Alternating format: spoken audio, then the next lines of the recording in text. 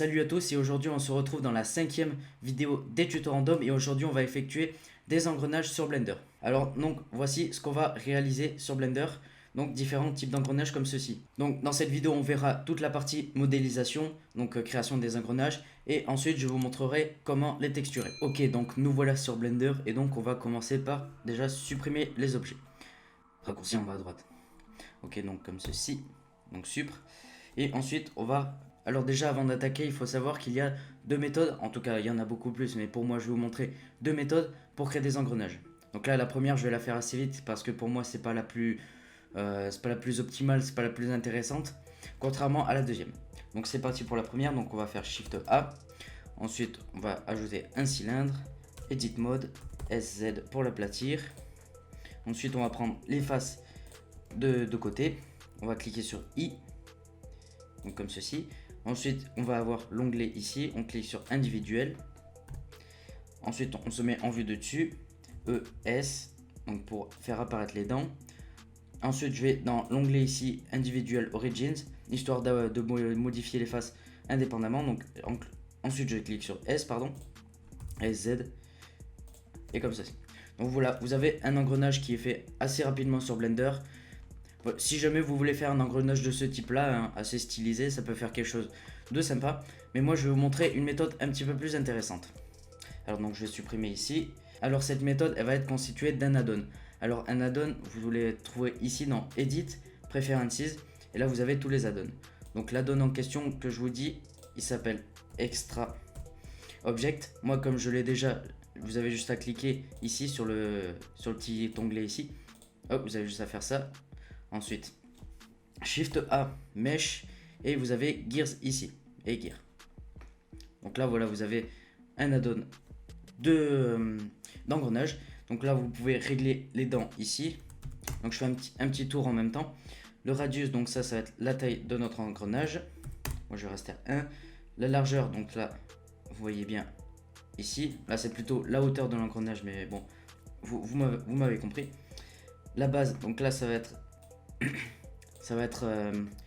la taille du rond ici, voilà comme ceci. Le defendum et l'addendum, c'est des noms un peu bizarres, mais c'est voilà pour régler un petit peu les dents ici. C'est pareil pour cette partie ici. Moi je vais rester par défaut, ça me va très bien. Pressure angle, donc là ça va être les pointes des dents ici qu'on va régler. Moi je vais rester par défaut encore une fois. Skewness, donc là ça va être pour faire ce genre d'engrenage comme ça, des engrenages penchés.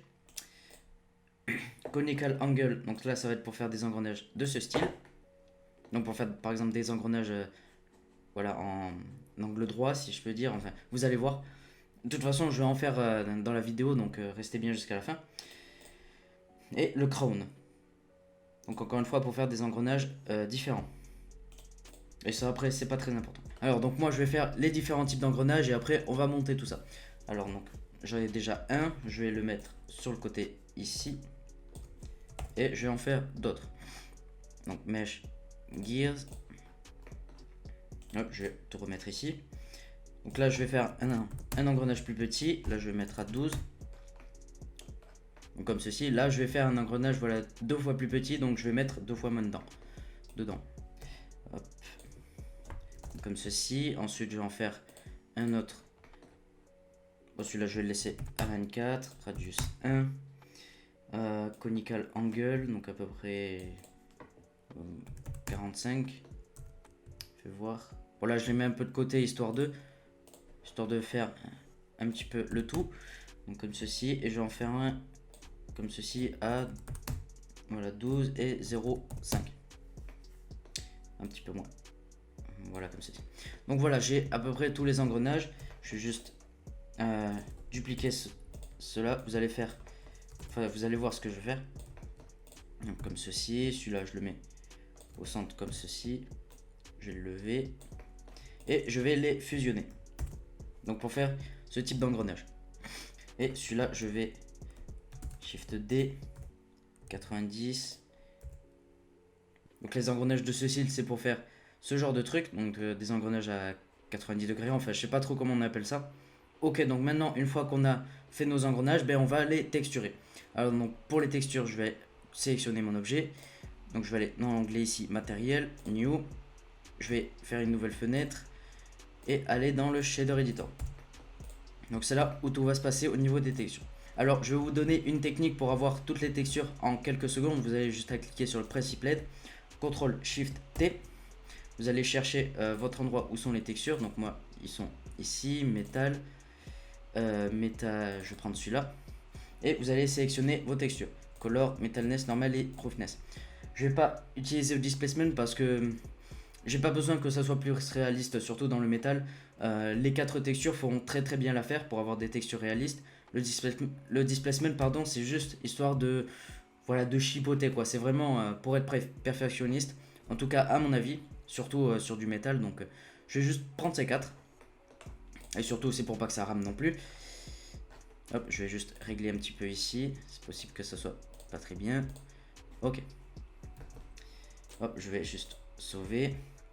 Ok, donc pour l'instant, ça nous donne quelque chose comme ceci. Alors attends. Voilà, je vais aller dans l'edit mode et cliquer sur Smart UV Project, histoire de déplier un petit peu les textures pour que ça donne quelque chose comme ça. Là, je vais juste augmenter la taille, histoire de voir quelque chose un petit peu mieux. Et je vais mettre la même texture sur les autres. Donc là, je vais vous passer ce moment, sinon ce sera une vidéo un peu trop longue.